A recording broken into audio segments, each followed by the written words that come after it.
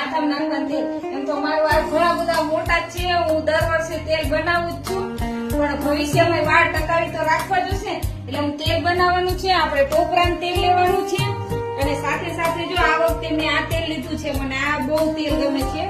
હવે આ તો મહાભૂંગરા જેવું લખેલું છે, હું તો આને દેશી ભાષામાં મૂળિયા વાળું તેલ કહું છું, કારણ કે આમાં મૂળી આવે જો દેખાય તમને. અને ડુંગળી લીધી છે, દૂધી લીધી છે, મીઠો લીમડો લીધો છે અને મેથી લીધી છે. જો આપણે ઘણી બધી વસ્તુ નાખવી હોય તો નાખી શકાય, પણ આ વખતે મેં વિચાર્યું કે બહુ વધુ વસ્તુ નથી નાખવી, નોર્મલી છે ને સાદું વસ્તુ થોડુંક ઓછું નાખી તો વધુ સારું.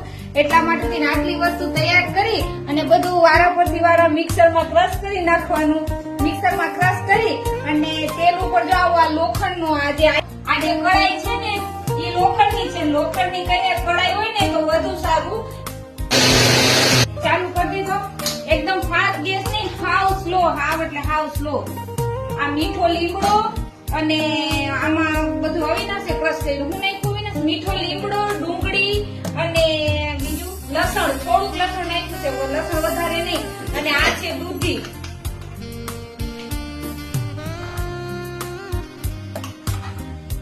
મેથી છે, આ મેથી ક્રશ કરી નાખી છે.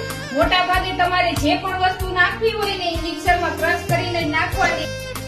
જો આ મહાભૂંગરાજનું તેલ છે, આ તેલ બહુ મોંઘું આવે, પણ જયારે દ્રષ્ટાન પેટમાં હતું ત્યારે મારા વાળ બહુ ખરતા હતા. પછી આ વાળથી વાળ ખરતા બંધ થઈ ગયા હતા આ તેલથી, અને સાથે સાથે નવા વાળ આવ્યા હતા. વચમાં તેલ મોંઘું થઈ ગયું હતું, મળતું નતું એટલે બંધ કરી દીધું હતું. હવે પાછું તેલ મળ્યું છે તો હવે સાથે આ તેલ એ બધું નાખી દેવાનું છે, કેમ કે આ તેલ બહુ સારું છે.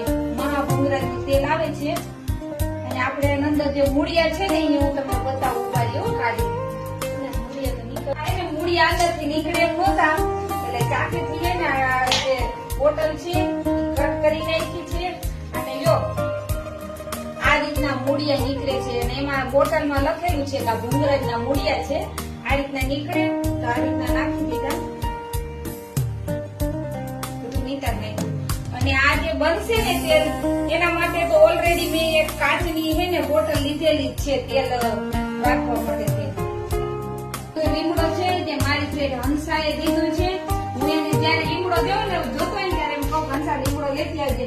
અને આ લીમડો અને ડુંગળી મિક્સરમાં ક્રશ કરી નાખવાનું, થોડુંક પાણી નાખવાનું. આ બાજુ મારું તેલ છે ને ગરમ થાય છે, હવે તેલ એકદમ સરસ ઉકળી જાય ને ત્યાં સુધી મારે થોડું ઘણું કામ છે, કપડા ધોવાના છે, તો 3 કામ હાથે થાય. આ બાજુ તેલ ગરમ થાય છે અને ઓલી બાજુ કપડા ધોઈ નાખીશ. અને સાથે સાથે માથું ધોવું છે તો માથામાં ડુંગળી અને લીમડો જે મિક્સરમાં ક્રશ કરી નાખ્યો છે અને આ રીતના જો એનું પાણી તમારે નિતારી લેવાનું, ડુંગળીનું અને લીમડાનું. આ બધું નેચરલ વસ્તુ તમારા ઘરમાં મળતી જ હોય છે. બધું કેમિકલ વાળું વાપરવું, નકલી વસ્તુ વાપરવું જેનાથી નુકસાન થાય, કઈ ફાયદો ન થાય, પૈસા વેસ્ટ થાય. તમારે થોડું પાણી વ્યવસ્થિત નાખી દેવાનું. ડુંગળી છે એટલે આંખમાં ન જાય એનું તમારી જવાબદારી, તમારે ધ્યાન રાખવાનું. દિવસે તમને ટાઈમ ન હોય તો કઈ નહીં, પણ 15 દિવસે એકવાર તો ટાઈમ મળે ને તમારે 15 દિવસે એકવાર આ કઈ કરી લેવાનું દેશી વસ્તુ, જેના કારણે હે ને 15 દિવસે એકવાર તો માથામાં ડુંગળી નાખી લ્યો ને તો સારું. જયારે ટાઈમ મળે ત્યારે માથું ધોવાનું હોય ત્યારે મારા જેવા અખતરા કર્યા રાખવાનું. સારું, જો મેં નાઈ લીધું છે, કપડા વોશિંગ મશીનમાં નાખ્યા હતા ઈ ધોવાઈ ગયા, સાથે સાથે દ્રષ્ટાનની નાસ્તો બનાવો તો ઈ બનાવી લીધું. અને ત્યાં સુધીમાં આપણું જે તેલ બનાવ્યું હતું એ ઉકળી ગયું અને સાથે સાથે ઠરી ગયું છે. હવે આપણે ગાળવાનું છે. તમારી સાથે કોઈ પણ કપડું હોય તેમાં તમે ગાળી શકો છો.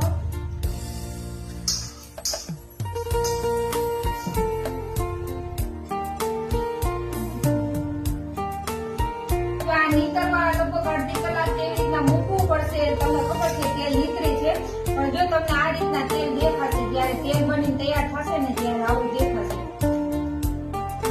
આમાં તેલ ભરવાનું હતું પણ આ ગટ્ટાને તોડ નાખી છે એટલે હવે બીજી લેવા જવાની છે.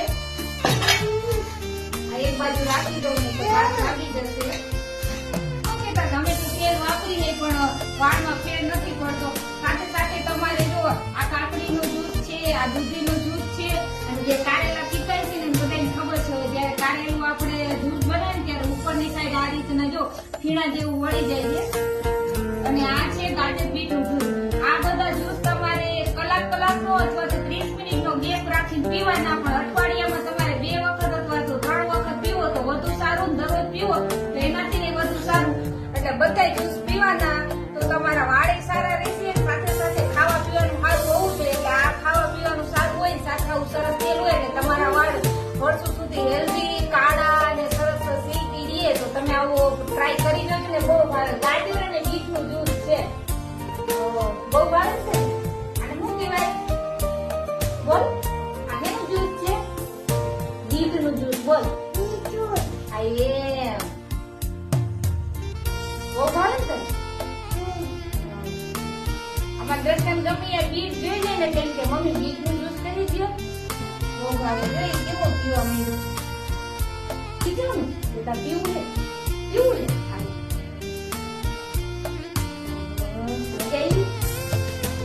તારે પીવું તો મારા હાટું નહીં રાખવાનું.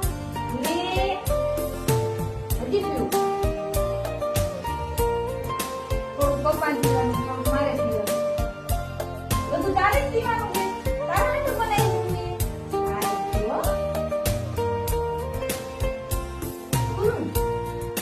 પૂરવામાં દીધું આટલું મમ્મીનું. હો હું પછી પી લઈશ. અત્યારે કારેલાનું જ્યુસ પીવું તો કારેલાનું જ્યુસ પીવું ને પછી હવે તો સૌથી પેલા કારેલાનું જ્યુસ પીવું છું. કડવું હોય પણ બધાને ખબર છે એના ગુણ સારા રહે એટલે ભાવે કે ન ભાવે પી જવાનું. હું તો પીવ જ છું એટલે મને એટલું બધું કડવું નહીં લાગે. એના